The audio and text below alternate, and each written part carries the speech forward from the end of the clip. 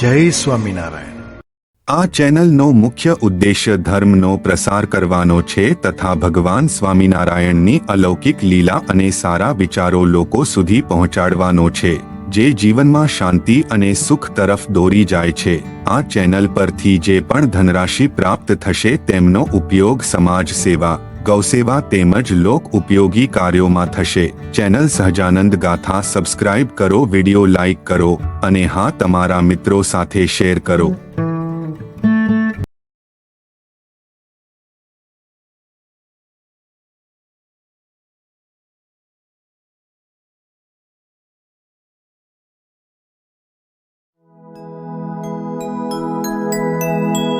नीति प्रवीण निगमागम शास्त्र बुद्धे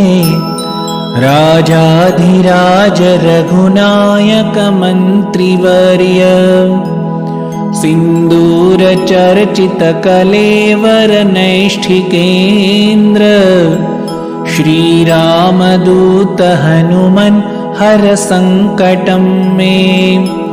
सीतानिमित्त जरघोत्तम भूरि कष्ट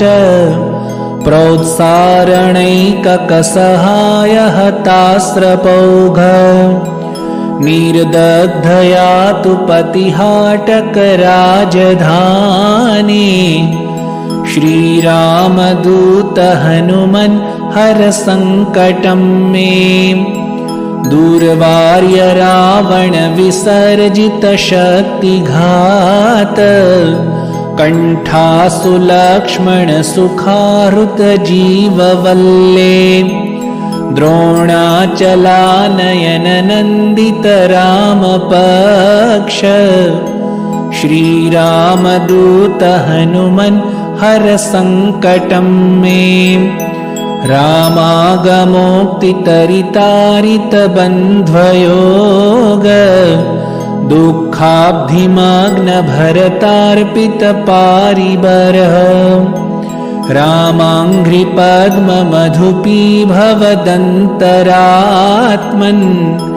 श्रीरामदूत हनुमन् हर संकटं मे वातात्मकेसरि महाकपिराट्तदीय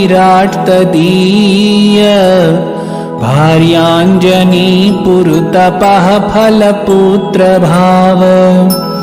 तार्क्ष्योपमोचित वपुर्बलतीव्रवेग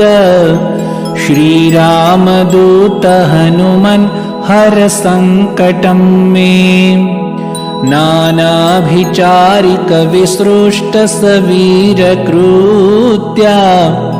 विद्रावणारुण समीक्षण दुःप्रधर्ष्य रोगघ्न सत्सु तदवित्तदमन्त्रजाप श्रीरामदूत हनुमन् हर संकटं मे यन्नामधेयपदकश्रुतिमात्रतोऽपि ये ब्रह्मराक्षसपिशाच गणाश्च भूता